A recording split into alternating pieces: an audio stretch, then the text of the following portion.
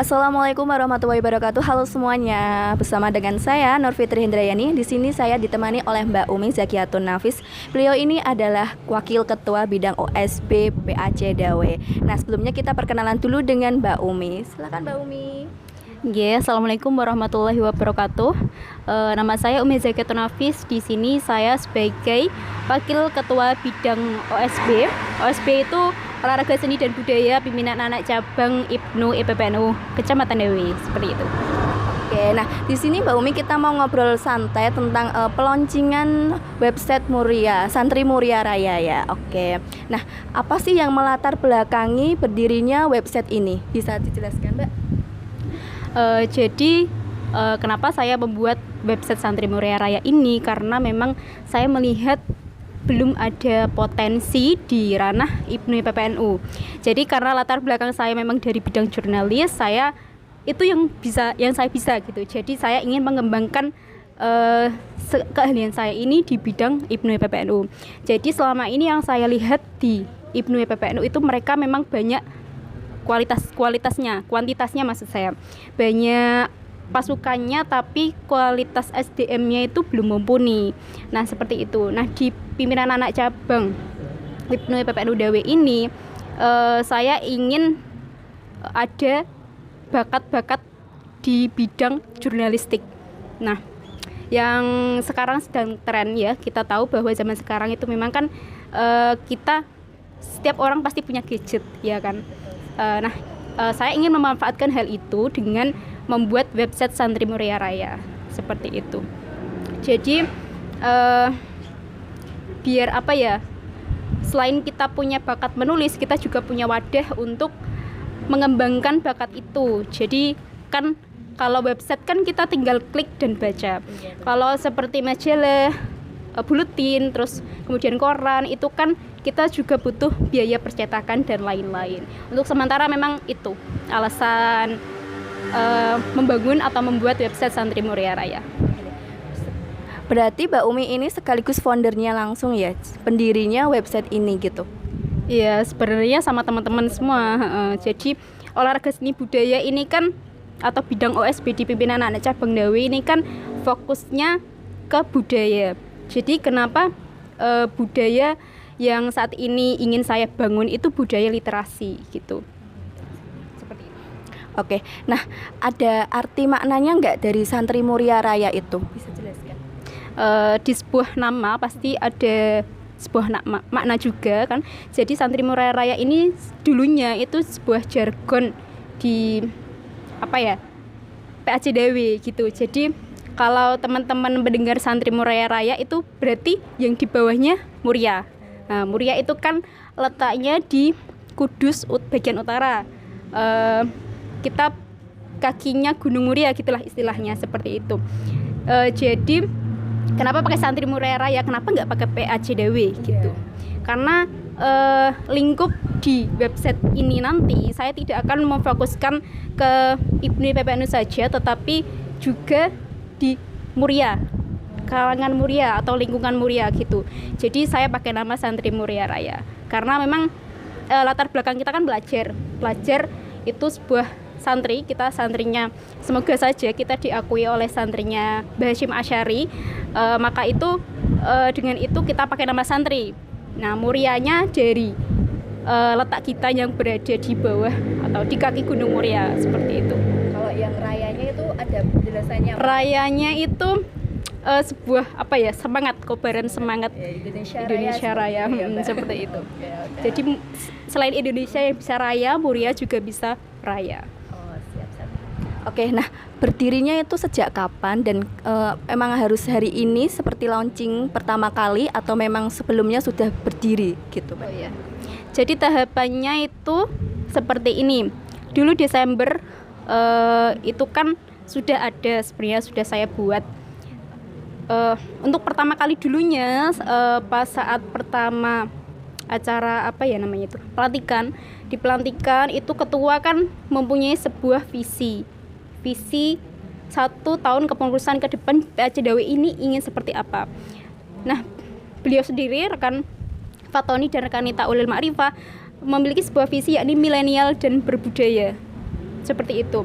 Jadi karena 1 tahun kemarin dari OSB belum bisa fokus ke situ, Desember kita canangkan untuk membuat website. Itu sudah jadi. Nah kemudian di bulan Januari 1 bulan itu kita open recruitment pesertanya. Saya nggak membatasi untuk peserta itu, saya cuman ingin menekankan bahwa aku nggak memaksa teman-teman, maksudnya dari pimpinan ranting mendelegasikan berapa, enggak. Cuman kalau memang mau, kemudian semangat, kemudian ikhlas, silahkan ikut bagian tim. Kemudian di bulan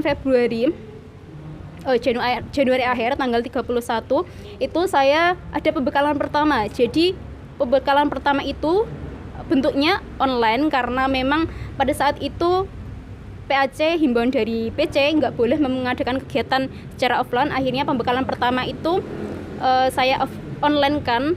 Pembekalan pertama itu perkenalan antar tim, kemudian diisi jobnya apa aja, terus kemudian deskripsi Santri Muria Raya apa aja. Kemudian yang kedua, ada pembekalan kedua juga sudah saya gelar sama teman-teman itu di MWC secara offline, jadi lebih jelas lah. Nah di pembekalan kedua itu kami dari saya dan teman-teman OSB itu menjelaskan mengenai singkat tentang berita strike news dan juga job desk mereka.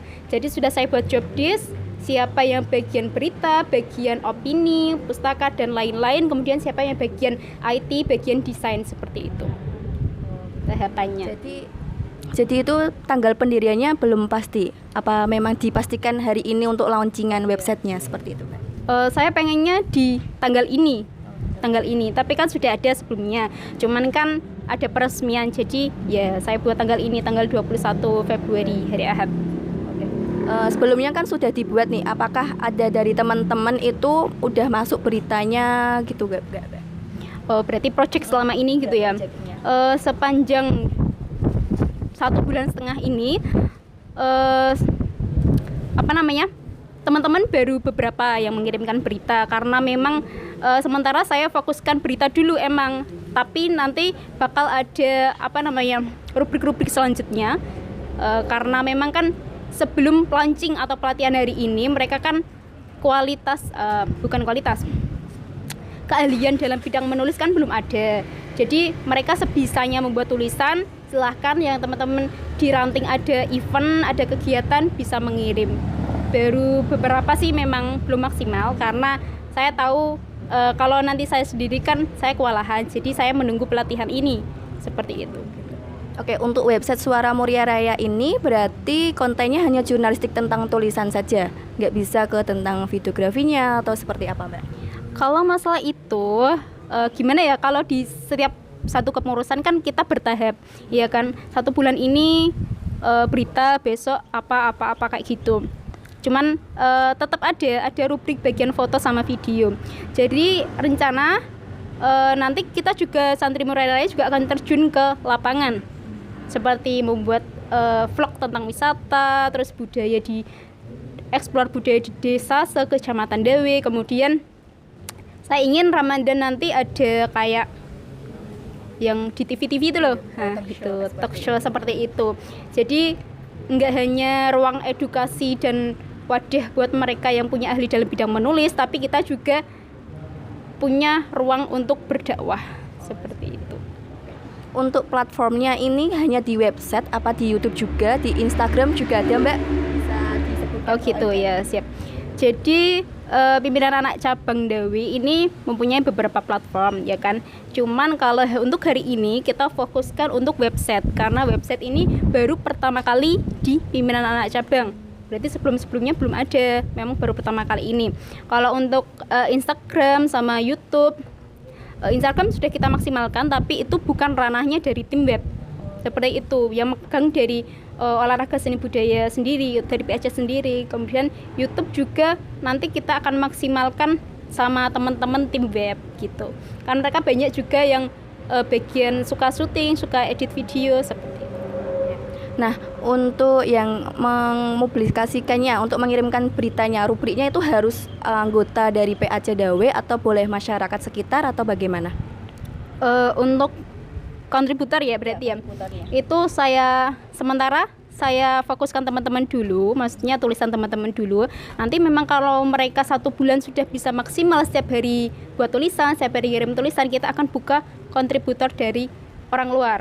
Kita fokuskan ke Banom, dari Ansor, dari kemudian Muslimat, kemudian Bapak NU, kemudian Fatayat, seperti itu. Nanti kita baru membuka dari tulisan luar.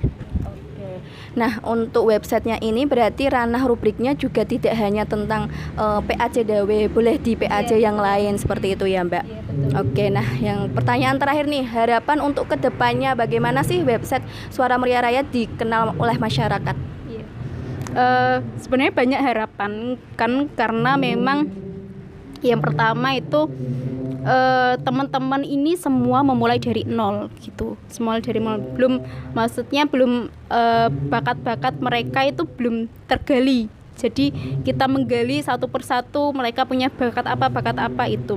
Nah, harapan saya tentunya mereka punya 3 komitmen, yakni semangat, kemudian ikhlas, kemudian bisa istiqomah, itu komitmen itu gitu.